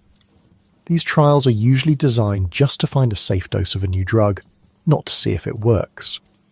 Hopes for a clinical response are usually low. In June of 1998, the first patients were enrolled. They were desperate, people with advanced CML who had failed all other treatments and had only months to live. They began taking the small orange pills, the drug now named imatinib. And then the miracles began. The results were unlike anything ever seen in the history of oncology. Patients who had been sent home to die saw their white blood cell counts, which had been dangerously high, plummet back to normal within weeks. Their enlarged spleens shrank. Most remarkably, when researchers examined their bone marrow, the cells containing the Philadelphia chromosome had vanished. And all of this happened with minimal side effects, no hair loss, no nausea, no devastating fatigue. Patients were returning to work, playing with their children, living their lives. The drug, which would be given the brand name Gleevec, was working. It was working better than anyone had dared to imagine. The FDA, urged on by a powerful coalition of researchers, clinicians, and newly empowered CML patient advocates, approved Gleevec in 2001 in record time. It transformed CML from a death sentence into a manageable chronic condition. A patient could now expect to live a nearly normal lifespan, their cancer held in check by a single daily pill. But the importance of Gleevec extended far beyond the world of CML. It was a paradigm shift. It was the proof of concept that shattered the old way of thinking about cancer treatment. It proved that if you could truly understand the molecular biology of a specific cancer, If you could find its unique genetic vulnerability, its Achilles heel, you could design a rational, targeted drug to exploit it. The era of precision medicine had begun. The war against the emperor of all maladies was no longer just a blunt instrument affair of poison and radiation. It had become a war of intelligence, of espionage, of finding the enemy's master switch and, with the flick of a single molecularly precise key, turning the power off for good. For all the molecular scalpels and genomic keys designed in the pristine quiet of the modern laboratory, the war against the Emperor had overlooked its most powerful, most ancient, and most intimate potential ally. It was a force that had been patrolling the corridors of the body since the first vertebrates swam in primordial seas. A security system of breathtaking sophistication, a standing army of trillions of tireless sentinels, the immune system. For most of the 20th century, the prevailing wisdom, the orthodoxy preached from the lecterns of Harvard to the clinics of Mayo, was that this army was blind to cancer. The logic was simple, almost elegant in its error. The immune system is designed to distinguish self from non-self. It attacks the invading bacterium, the foreign virus, the transplanted organ. But cancer, for all its monstrous behaviour, is born of the self. It is a distorted reflection in a shattered mirror, a citizen turned traitor, and so the body's own police force, it was believed, simply could not see the enemy hiding in plain sight. But a few whispers of heresy had echoed through the airwaves, faint signals that the theory was incomplete. Long before the discovery of DNA, a brilliant and observant New York surgeon named William Coley noticed something strange in the late 1800s. He was a bone specialist at Memorial Hospital, a place that saw the very worst of sarcoma, a brutal cancer of the bone and soft tissues. He watched, heartbroken, as patient after patient, many of them young, succumbed. But he was also a meticulous keeper of records, and in those records a pattern emerged. He found the case of a German immigrant, a man named Stein, whose inoperable neck sarcoma had vanished after he contracted a raging case of erysipelas, a nasty streptococcal skin infection. The man's body, in fighting the bacterial invader, seemed to have incidentally annihilated his cancer. It was an astonishing observation.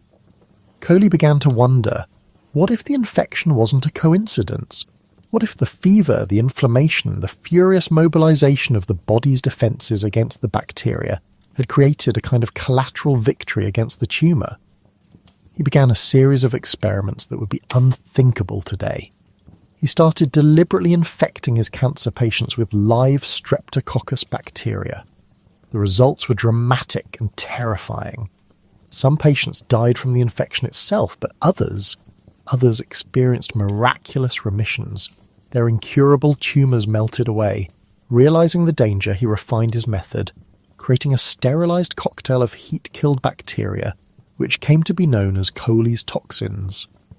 For the next 40 years, he treated hundreds of patients with this strange, seemingly archaic brew, achieving success rates that, in some cancers, rivaled anything seen until the late 20th century.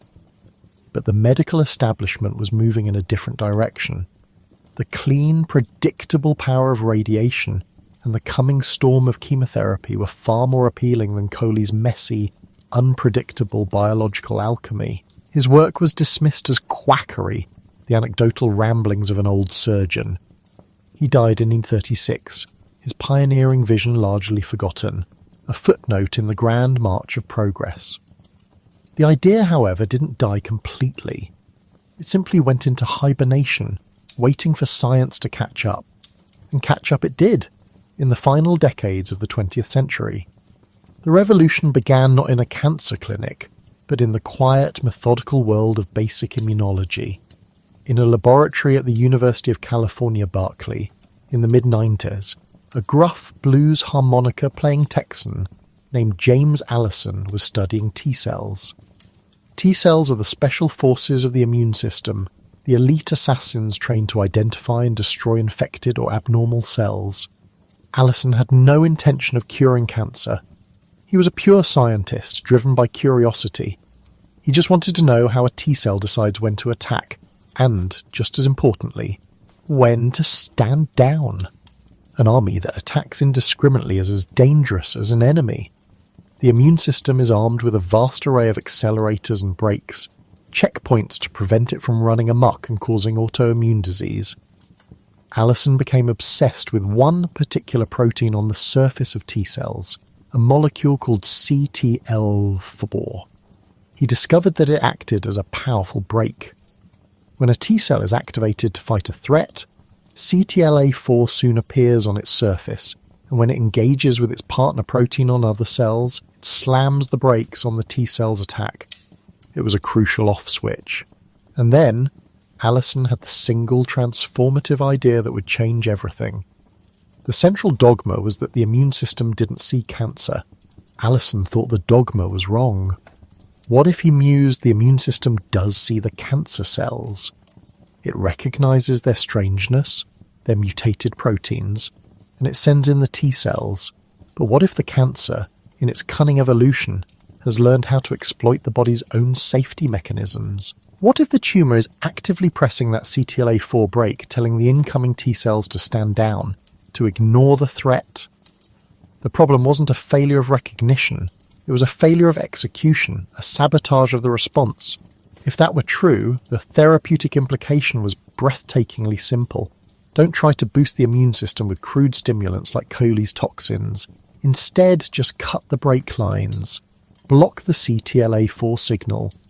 Unleash the T-cells that are already there, already poised to attack, and let them do the job they were born to do. He developed an antibody, a microscopic guided missile that would stick to the CTLA4 molecule and prevent it from being engaged. He called this strategy checkpoint blockade. In experiments with mice, the results were stunning. Tumours that were uniformly fatal were not just slowed but completely eradicated. The mice were cured, but moving from mice to men was a colossal struggle. The pharmaceutical industry was deeply sceptical. The wreckage of failed cancer vaccines and immune-boosting drugs littered the landscape. Allison's idea seemed too radical, too simple. For years he pitched it to company after company, and for years he was rejected. Finally, a small biotech company called Medarex took a chance, and they were later acquired by a larger firm, Bristol Myers Squibb.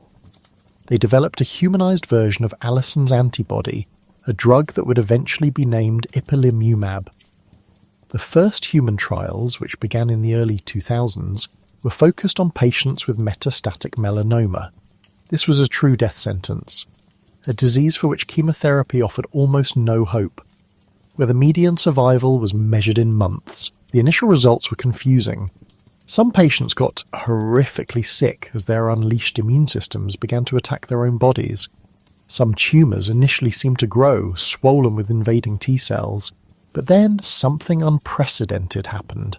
In a small but significant subset of these dying patients, perhaps 20%, the tumours began to shrink, and then they vanished, and they did not come back. These were not temporary reprieves. These were durable long-term cures. Patients who had been sent to hospice care were playing golf 5 years later, 10 years later, with no evidence of disease. It was a miracle born of pure curiosity-driven science. At the very same time, halfway around the world at Kyoto University in Japan, another quiet, methodical scientist named Tasuku Honjo had discovered a different brake on T-cells. He called it PD-1, for Programmed Cell Death Protein 1. Like Allison, he was a basic immunologist, not a cancer doctor. He meticulously mapped out the function of this new checkpoint, and he too realized its potential. It turned out that many cancers, from lung to bladder to kidney, had learned to cloak themselves in the ligand for PD-1, a molecule called PD-L1. It was the equivalent of hoisting a friendly flag to tell the T-cell patrols, "Nothing to see here, I'm one of you." The development of antibodies to block the PD-1-PD-L1 interaction led to a new wave of drugs, nivolumab, pembrolizumab, that were, in some cancers, even more effective and less toxic than the CTLA4 inhibitors. Suddenly, for diseases like non-small cell lung cancer, which had been a brutal and swift killer for decades, there was real hope. Patients who had failed multiple rounds of chemotherapy were experiencing deep, lasting remissions. The dam had broken. The era of immunotherapy had arrived. A fourth pillar of cancer treatment, alongside surgery, radiation, and chemotherapy, had been firmly established. It was a fundamental shift in strategy.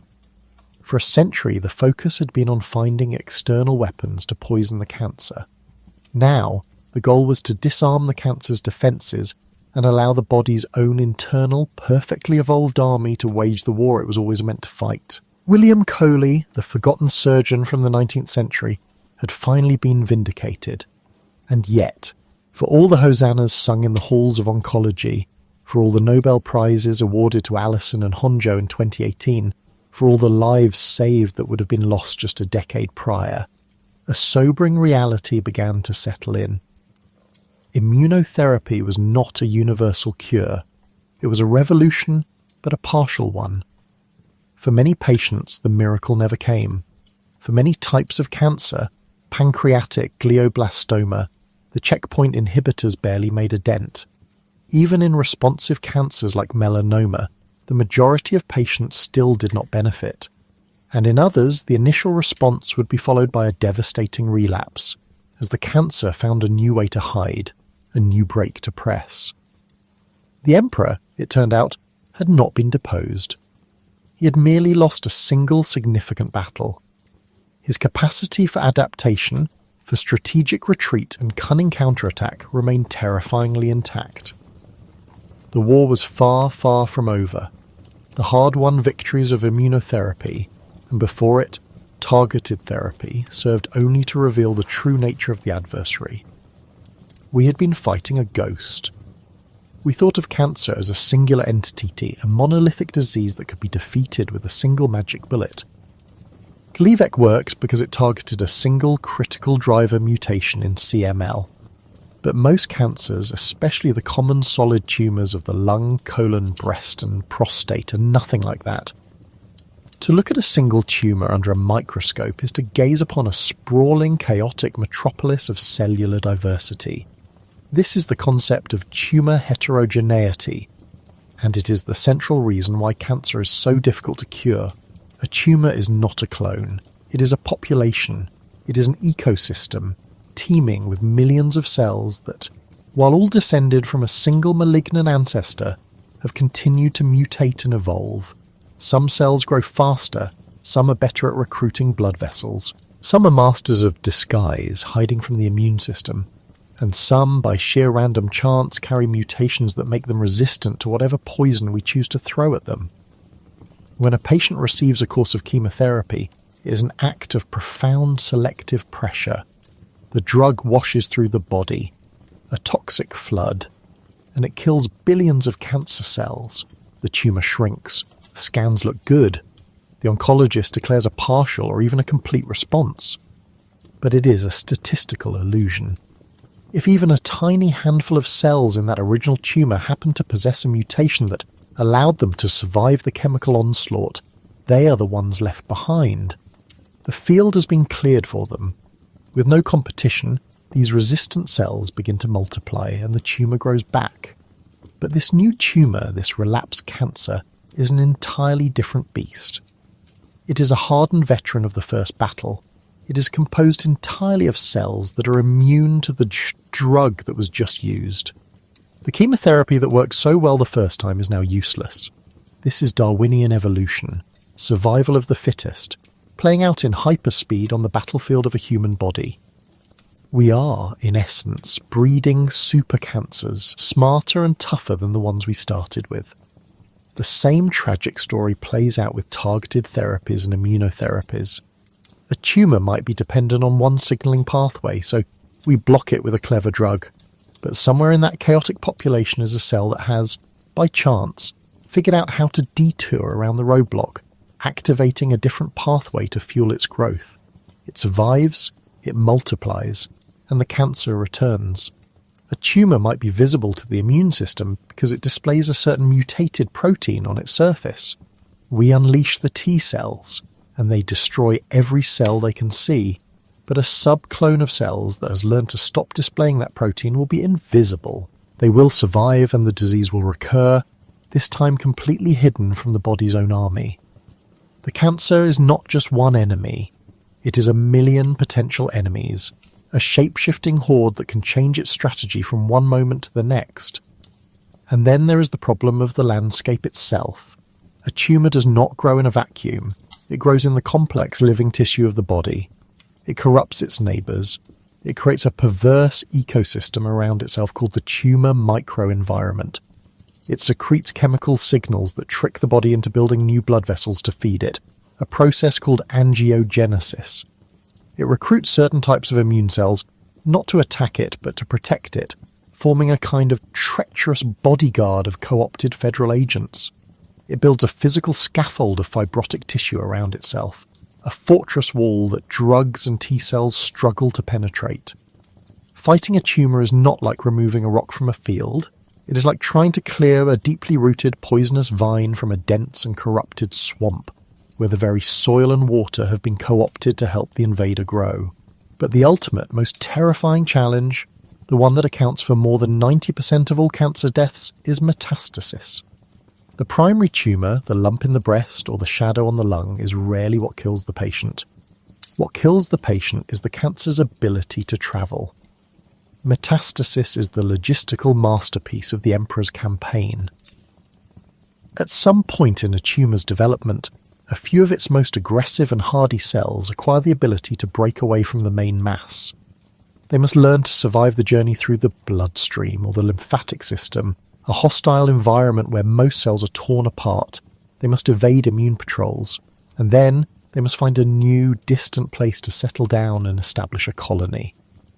As the English surgeon Stephen Paget astutely observed back in 1889, this is not a random process. He proposed what he called the seed and soil hypothesis.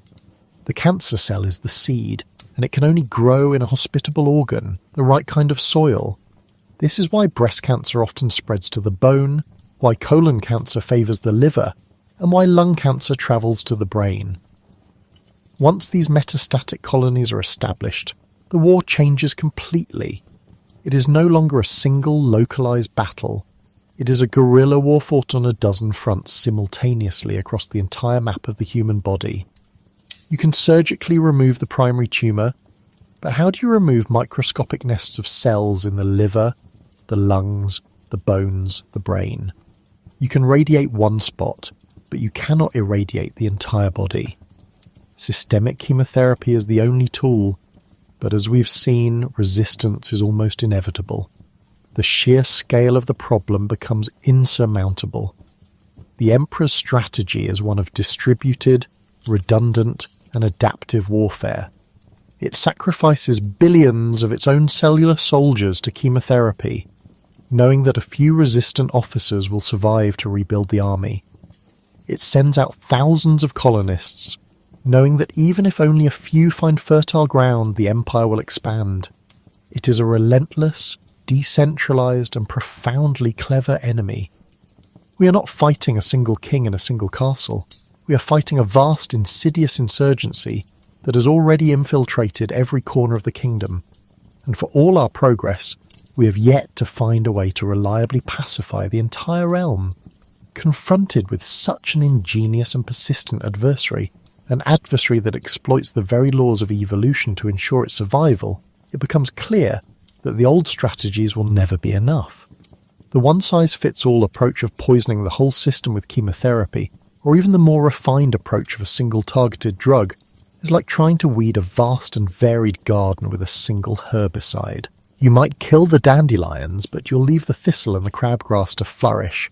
To fight an enemy this complex and personalised, our response must become equally complex, equally personalised. We must become smarter. We must learn to anticipate the enemy's next move, to see it before it becomes a threat, and to tailor our weapons to the unique vulnerabilities of each and every cancer. This is the frontier. This is the future of the fight. The first great strategic shift is in the realm of intelligence gathering. For most of history, the war on cancer began only after the enemy had already built a fortress. We found cancer when it became a lump large enough to feel, a shadow on an X-ray, a source of unexplained pain. By that point, the tumour is already a mature, heterogeneous ecosystem and may have already sent its metastatic seeds into the world. The dream has always been to detect cancer at its absolute inception, at stage 1, or even stage 0, when it is just a tiny, localized cluster of errant cells. The future of this dream lies in a technology called the liquid biopsy. Tumours, even very small ones, are messy. They shed bits of themselves into the bloodstream, dying cells, fragments of their mutated DNA, small vesicles containing their molecular messages. For decades, this cellular debris was just considered noise.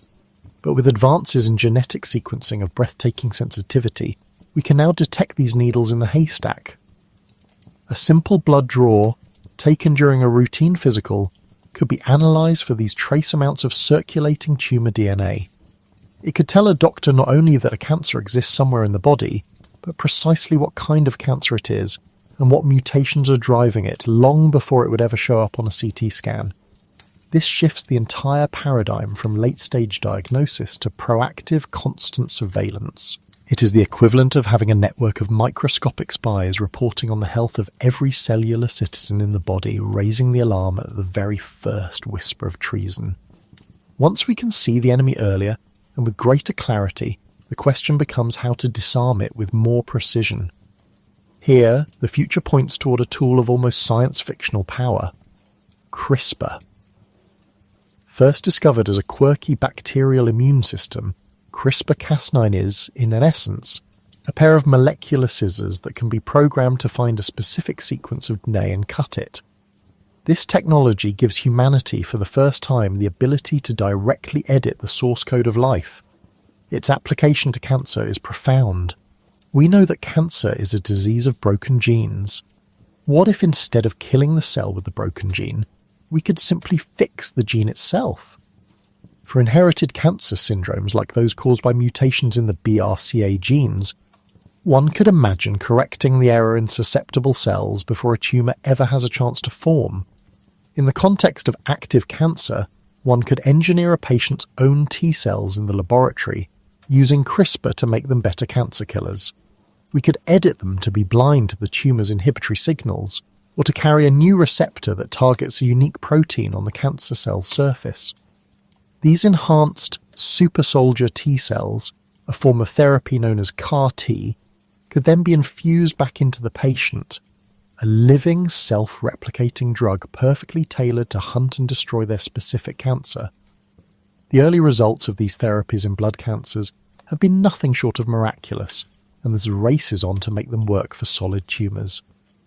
CRISPR offers the ultimate form of personalised medicine, not just the right drug for the right patient, but the ability to rewrite a patient's own biology to defeat the disease from within. Finally, to manage this flood of new information, from liquid biopsies, from full genomic sequences of tumours, from the complex behaviour of the immune system, we will need a more powerful form of intelligence. The human mind, brilliant as it is, cannot process the sheer volume of data generated by a single cancer patient in the modern era. This is the role of artificial intelligence. AI algorithms can be trained on vast databases of millions of pathology slides, learning to spot patterns of cellular arrangement that predict metastasis with a speed and accuracy that surpasses even the most experienced human pathologist. Machine learning can analyze the complete genomic and proteomic landscape of a tumour and cross-reference it with databases of drug responses, predicting which combination of therapies is most likely to work for that specific patient, and even forecasting the tumour's likely evolutionary escape routes. AI can design novel drugs, optimize radiation therapy plans, and personalize treatment schedules in a way that moves beyond standardized protocols and into the realm of the N of 1 trial, where every single patient's treatment is a unique experiment designed for their unique disease. The oncologist of the future will not be replaced by a machine, but will be augmented by it. A human expert armed with an analytical tool powerful enough to finally match the complexity of the emperor himself. This vision of the future brings with it a necessary rethinking of our ultimate goal. The metaphor of a war on cancer has always implied a final unconditional surrender. Victory meant eradication. But perhaps for many cancers, that was never the right metaphor. Perhaps the future is not total victory, but a negotiated, permanent truce. Perhaps the goal is not always to cure, but to control.